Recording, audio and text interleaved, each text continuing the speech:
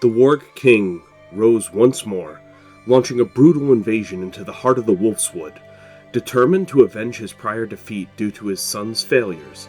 With an army composed of giants, children of the forest, mammoths, wildlings, wolves, and other fearsome beasts, his wrath fell upon the Glovers, who had humiliated him before.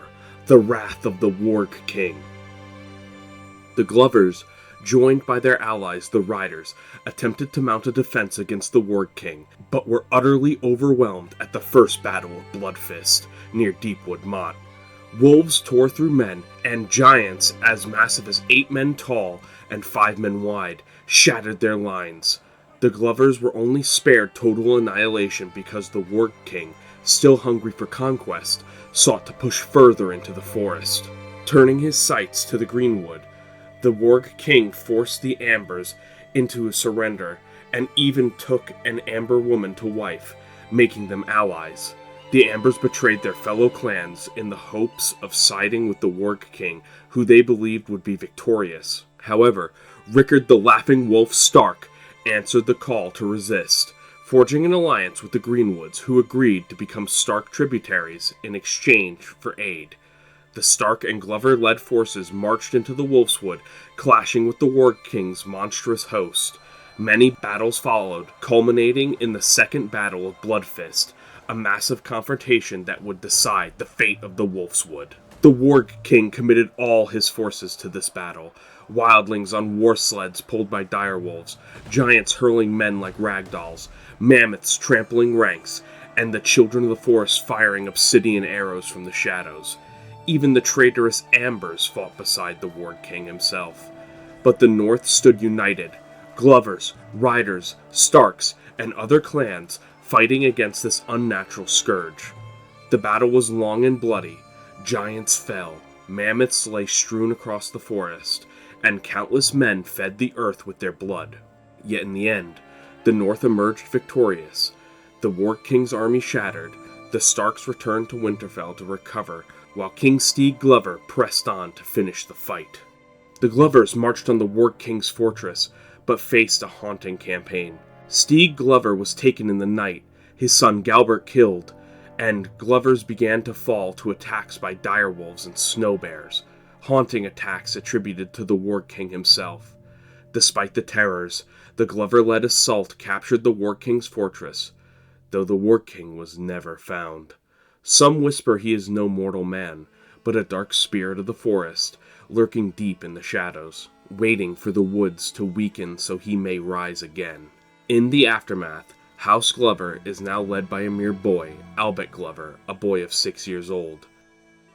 While Van Ryder grows old and weary, together with the Starks, the Riders and the Starks begin to plan to punish the Ambers for their betrayal. They plan to dissolve their rule and end their incestuous practices, and to split their lands amongst themselves.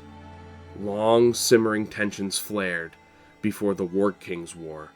King Rogar Bolton and the King Hoarfrost Umber had held a parley. Rogar proposed an alliance against the Starks, whom he deemed a growing threat.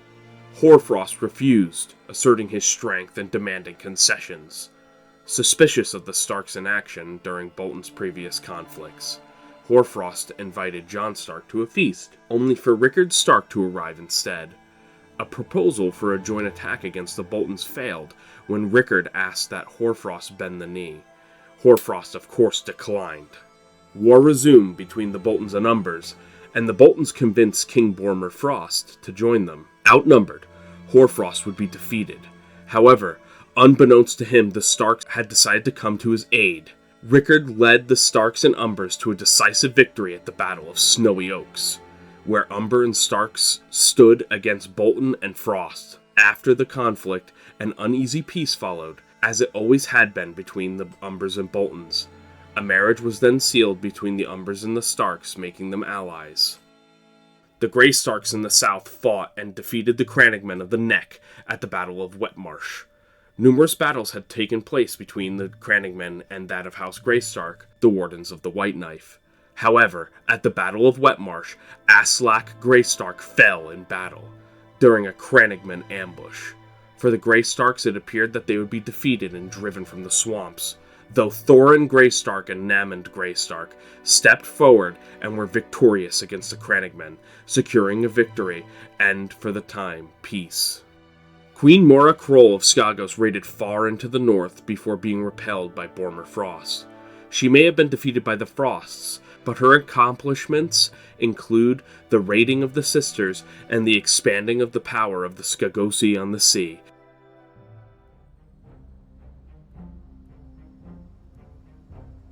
In the Vale, Kyle Corbray launched an invasion into the lands held by Clan Crown, aiming to expel the First Men from their ancient mountain homes and unite Corbray and Arryn territory, after their recent defeat at the hands of House Royce.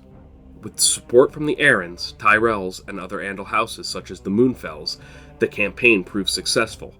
The mountain clansmen were crushed after some difficulty, and House Crown was stripped of its lands.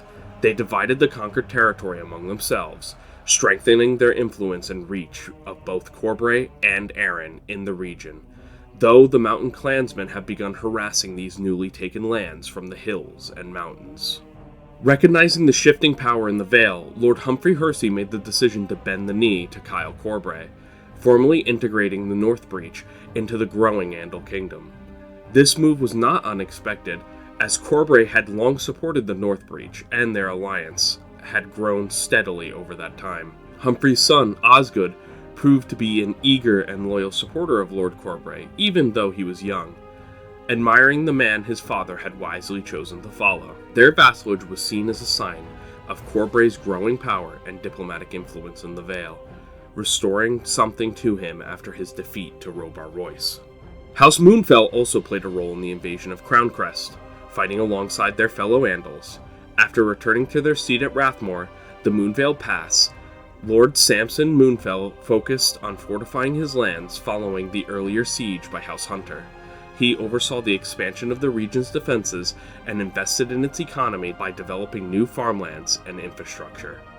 The Belmores remained isolated and defiant, stubbornly holding onto their mountain strongholds as the last bastion of the First Men in the northern part of the Vale, hemmed in by the Corbrays and Arryns' expanding realms.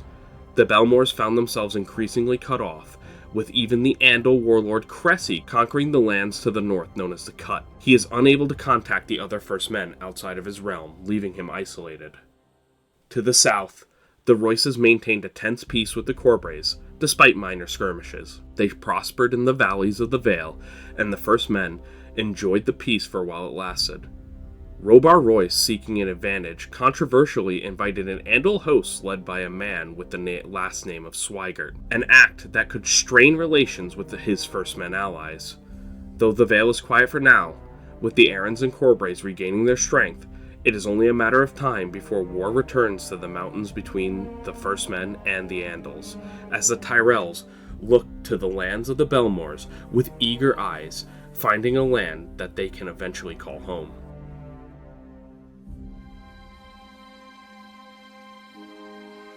The Rivermark enjoyed a decade of stability under the rule of King Armistead Vance, who fortified his realm against potential threats from neighboring rival kingdoms. Though peace reigned, opportunity often came cloaked in unrest, and Armistead proved eager to seize it. One such opportunity arrived with Lady Rosalind Mooten, formerly of House Mallister, who fled Maidenpool with her two Mooten sons, the heirs to Maidenpool. Her husband, Bastion Mooten, had abused her and tried to impose the Riverlander faith on their children, while Rosalind sought to raise them in the faith of the Seven. Fearing the Mudds would return her sons to their father, she placed her trust in Armistead, who took them in, while feigning to purely offer sanctuary. Armistead sought to use them as political leverage to fracture the Riverlands' alliances. Armistead approached the Mudds with an offer to return the children, hoping to isolate the Mootons and Darklands. Even when he resorted to threatening the children's lives, Christopher Mudd refused to deal with him, especially after Armistead had previously broken an agreement over Florian Mooten. Turning to House Darkland instead, Armistead secured a tentative agreement with King Staun Darkland. They would stay out of each other's affairs, and the Darklands would no longer join the Mudds in future wars. This diplomatic maneuvering kept the Riverlands tense, many suspecting that the Darklands had made a deal with the Vances, which could lead to unrest and tension between the Riverland alliances, just as Armistead had desired. Eventually, the peace would be broken, not within the Riverlands, but to the west, as House Lannister invaded the Hornvale. Armistead dispatched his vassals to aid them, for his own desires, betraying his tentative alliance with Check Horn. The conquest was successful, and the lands were divided between the Lannisters and the Rivermark.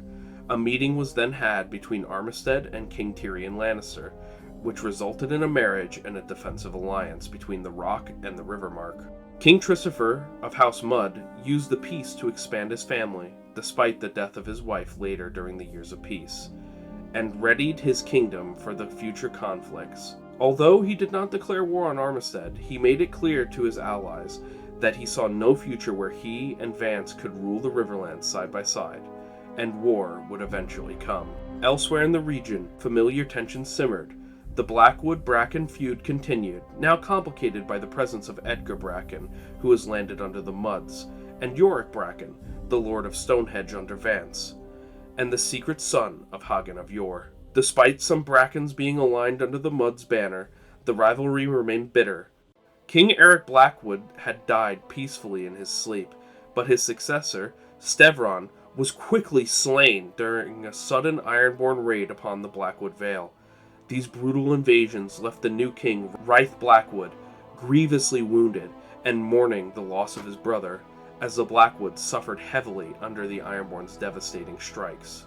Staun Darkland launched a campaign against the Cracklaw Point, alongside House Fisher, aiming to drive the Cracklaw clansmen into the mountains. However, their efforts were crushed by a powerful confederation of clawman warriors led by Gurn Brune. After routing the invaders, Brune led his wild men in a counterattack, ravaging Darkland and Fisher lands and forcing peace. Sensing vulnerability, the Durandons declared war on Darkland to claim the Gaunt's lands south of the Blackwater. Ironically, Gurn Brune accepted payment from the Darklands to fight the Stags, but even with his support, could not prevent the defeat of the Darklands. The war ended swiftly, with the contested lands of Gaunt ceded to the Durandons. Soon after these string of defeats, King Staun Darkland died of old age, his lover Diana Gaunt, and the wife to his son having died some years earlier. Luckily for both of them, the truth about his son's children and their secretive relationship with each other never escaped to the public or came to light, and his son Aldhelm ascended to the throne, determined to restore the power and honor of Duskendale, eagerly looking to expand his kingdom.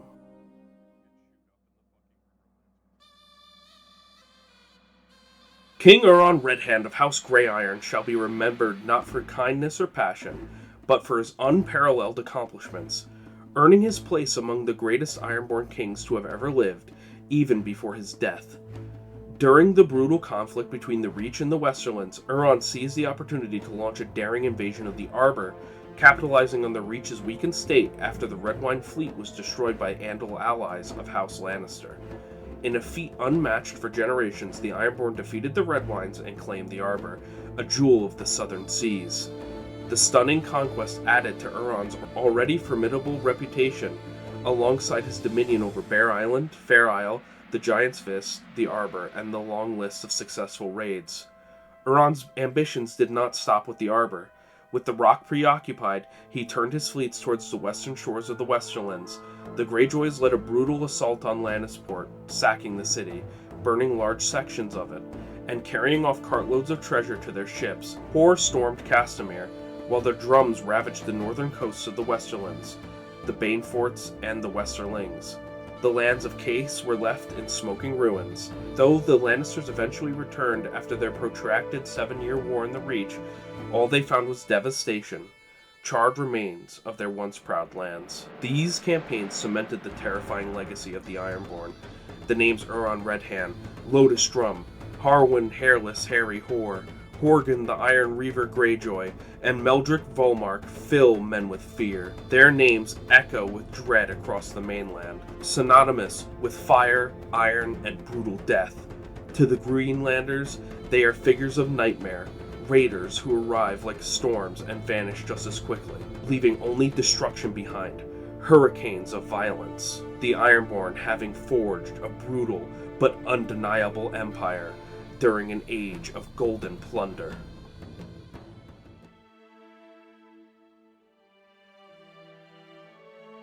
After occupying the foothills, the Rock found itself facing an ultimatum from Prince Mern of the Reach: return the lands of Clan Foot or face war. The Lannisters refused, and hostilities began with the destruction of the Red Wine fleet by the Andal warships allied to the Rock under the command of the Risleys, which left the Reach vulnerable at sea. Soon after, the Reach launched a full-scale invasion of the Lannister territory in the foothills. Prince Tyrion Lannister, fighting on behalf of Queen Loria Lannister, joined forces with the Andal leaders such as Viprin and Sir Jasper Risley. The opening campaign saw the Reach drive back the defenders, reclaiming large swaths of the foothills and forcing the Lannisters and their allies to retreat after a couple of defeats. The tide turned for the Lannisters and Andals at the Battle of Thorsby, a decisive engagement in the highlands of the foothills. Led by Sir Jasper Risley, the Lannister-Andal coalition broke the Reach's advance and pushed their forces back, seizing the momentum. The Lannisters and Andals began pressing into the Reach's territory with ambitions of conquest and plunder, seeking to carve out lands for their Andal allies to settle in. Though both sides had tasted defeat and victory, both had suffered heavy casualties. This battle, the Battle of Thorsby, marked a strategic turning point in the long 7-year war. Victory had come at a cost, though. The Lannister army, swollen in size and stretched thin, began struggling to sustain itself. It was the Andals who provided the logistical support that they needed to keep the Lannister army going during the war, drawing upon their own supplies gathered during the conflict and before it. This support incurred a significant debt upon the Rock, one the Andals would eventually expect to be repaid in full. And as the winter approached, devastating news arrived from Castle Rock.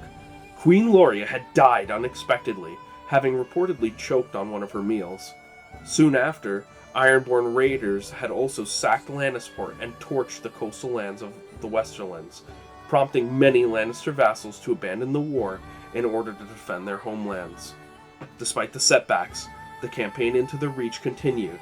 The focus shifted to the Golden Grove, the seat of House Rowan, which became the site of several brutal and bloody engagements.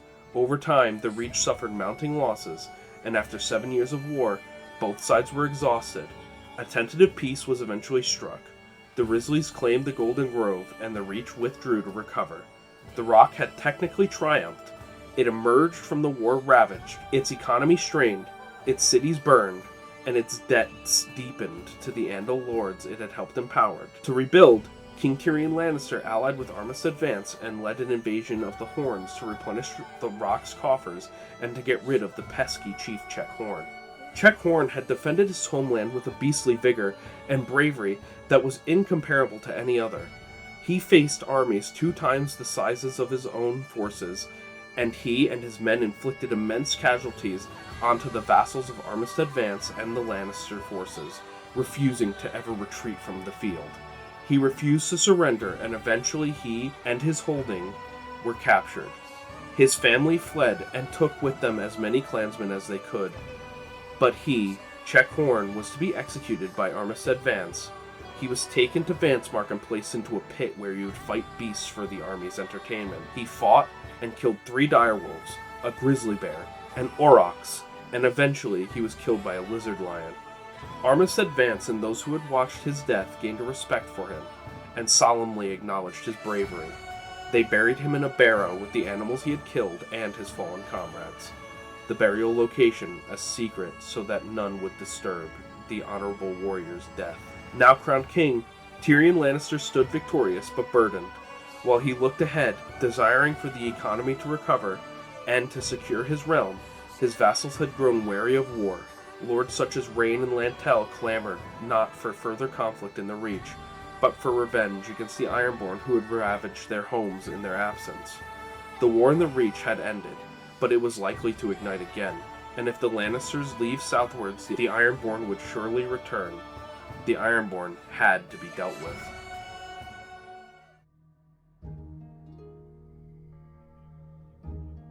Prince Mern fell in battle during the brutal war with the Lannisters and their Andal allies. Around the same time, Lord Gunnar Peake succumbed to a festering wound sustained in combat. The Reach had lost its leaders. It had fought valiantly, refusing to yield despite mounting losses. Their determination, while admirable, led to massive casualties and widespread exhaustion. With winter fast approaching and their strength depleted, the Reach was ultimately forced to end the conflict. Throughout the war, numerous battles were waged across the Reach and the Westerlands. Both sides had experienced moments of triumph and defeat, but in the end, the Reach could not sustain its resistance. Their defeat was not overwhelming, though it was harsh. The loss of the Golden Grove and the Arbor to the Ironborn, but the toll of war had drained their forces not beyond physical recovery, but the exhaustion had become far too great. With King Gwaine Gardner still missing and presumed possibly dead, leadership fell to Prince Galain after the passing of Prince Mern, a battle-scarred one-eyed warrior who viewed the war as a tragic misstep.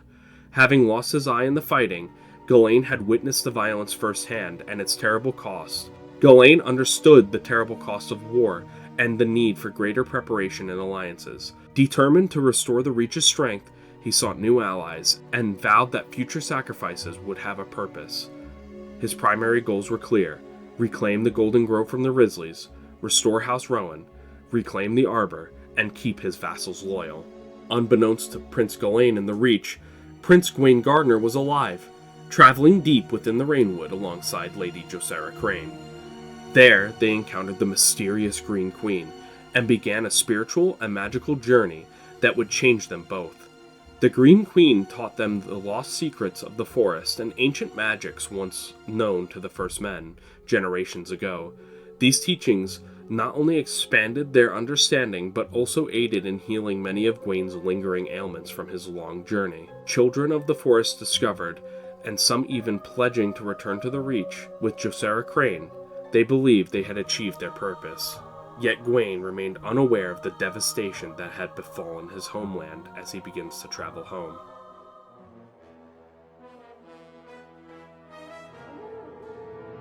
Justin Milkeye Massey had passed away drinking himself to death, leaving Massey's Hook leaderless and vulnerable.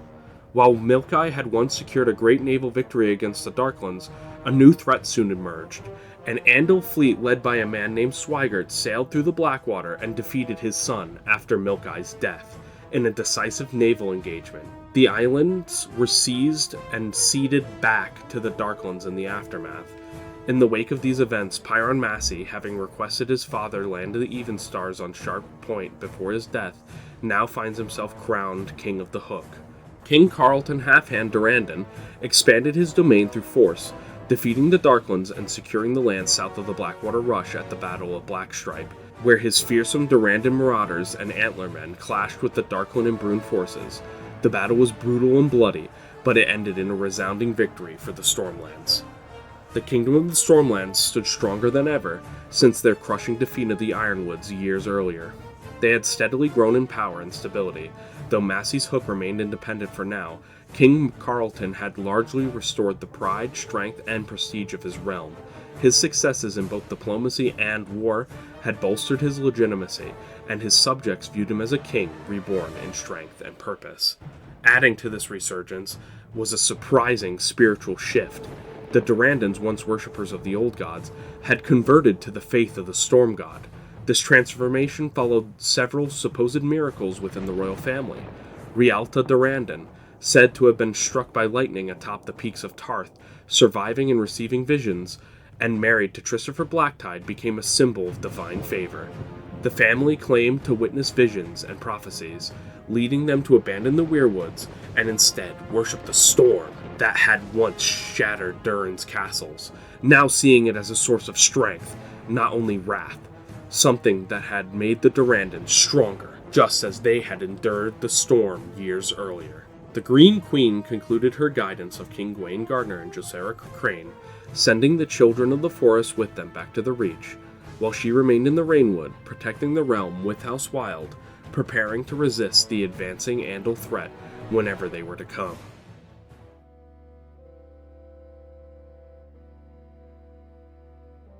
King Edred Lake of the Greenblood found his kingdom under sudden threat when the Martells launched an invasion, seeking to establish themselves in the lands of the Tor. The Martells were defeated in a brutal and bloody battle, driven back from the Greenblood and forced towards the territory of the Ironwoods. Yet, while the Greenblood fought the Martells on land, the Ironborn struck from the sea, raiding the undefended coasts of the Greenblood and stealing away many wives and families. With no fleet to pursue and no clear direction, King Edred's people were left in anguish after their wives and family members had been stolen away. A captured Ironborn raider provided vague guidance, hinting at how their loved ones might be found once again, though he warned the path would be perilous. Determined to not abandon their kin, King Edred prepared a naval expedition with the help from the Santigar Andals, their destination, the Arbor, where they believed the Ironborn might have taken their captives.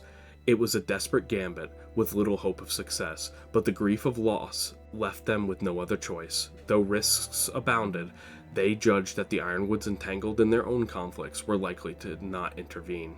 In a surprising turn, the Fowlers bent the knee to House Ironwood, feeling isolated and fearing invasion by the rising Andal houses, namely House Corgyle and their allies, the Drylands. The Fowlers sought protection under Castor Ironwood. Internal family strife also influenced their decision. In response, Castor Ironwood, with the support of House Dane, launched a campaign against the Corgyles and the Drylands in the deep deserts of Dorne. However, their efforts ended in a failure as the Andal coalition of Dryland and Corgyle defeated them, seizing much of the southern sands for themselves.